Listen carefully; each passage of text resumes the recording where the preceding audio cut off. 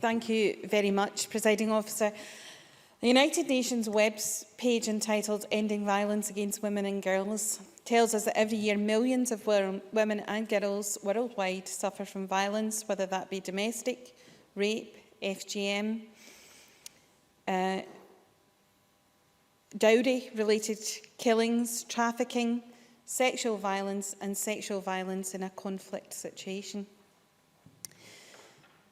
And it also graphically shows us what that means for women in the world today using World Bank data, which states that a woman aged 15 to 44 is more at risk from rape or domestic violence than from cancer, from car accidents, from war and malaria.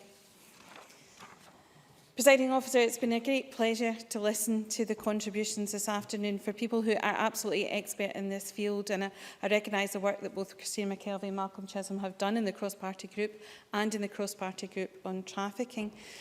But prior to being elected as a councillor in 2007, I had little or no understanding of the complexity and prevalence of violence against women. As a councillor, I was a member of the Community Justice Authority, and as such, I got a very quick learning curve. I remember discussing with police officers about the pilot project to proactively visit known domestic abusers and offenders before Old Firm matches. And I learned about the spikes in domestic abuse around these big matches.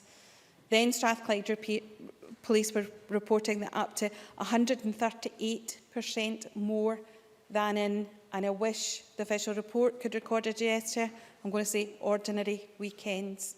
Because I use ordinary very carefully, Presiding Officer, because that word for this, the need for this successful intervention by Strathclyde Police brought it home to me how dangerously ordinary, normal, predictive and recognised domestic abuse can become in our society. There is never an excuse, never a cause, and it is never acceptable or ordinary that it should happen in our society.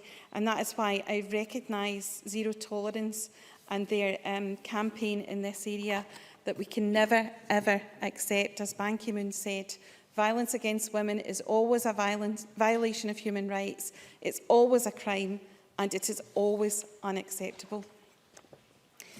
It was also during my time as a councillor in 2009 that Lanarkshire held a conference on tackling domestic abuse, and the keynote speaker at which was Evan Stark, someone I'm sure much more familiar to the experts in the chamber today and to those who have worked in this area for some time. In his book, Coercive Control, How Men Entrap Women in Personal Life, is considered to be one of the most important research and policy reference tools in this area. And his words are very, very strong. He says that cases where he believes the pattern of violence is complemented by an extended pattern of intimidation, isolation and control.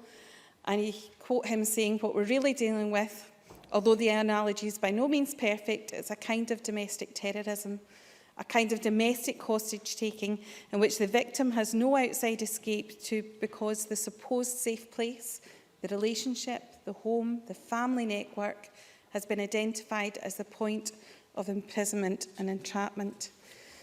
I think his work has really extended our understanding and our knowledge of this area, and I look very much forward to the bill coming forward that may be looking at some of these issues in the future. But it's been talked about in the chamber this afternoon that violence, any kind of violence, is a crime against our society. It's a crime against our humanity, if you like. And I'd like to concentrate a little bit on the effect of domestic violence on children. In 2006, UNICEF produced the report Behind Closed Doors, the impact of domestic violence on children, which explains that some of the biggest victims of domestic violence are the smallest. The report shows that children who are exposed to violence in the home may suffer a range of severe and lasting effects. Children who live with and are aware of violence in the home can face challenges and risks that can last throughout their lives, and it also increases the risk of the children becoming victims of abuse themselves. There's a significant risk of ever-increasing harm to a child's psychological, emotional and social development, Infants and small children who are exposed to violence in the home experience so much added emotional stress that can harm the development of their brains, impair cognitive functions and sensory growth.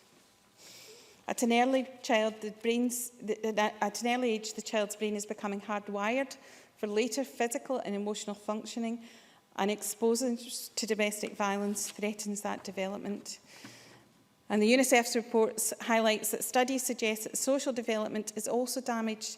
Children lose their ability to feel empathy for others. They feel socially isolated. It can be difficult for them to make friends, and they can be socially confused about what is acceptable behaviour. And shockingly, it also says the single best predictor of children becoming either perpetrators or victims of domestic violence later in life is whether or not they grow up in a home where there is domestic violence. So it's absolutely imperative that we as a society look to and tackle these problems. And it is an ambitious strategy that the government have laid out. The Equally Safe in Scotland strategy wants to tackle all forms of violence against women and girls: domestic abuse, rape, sexual assault, sexual harassment, intimidation at work and public, stalking, commercial sexual exploitation, such as prostitution, pornography and human trafficking, dowry-related violence, FGM, forced marriage and so-called honour-based killings. It's a big challenge. It's an ambitious challenge.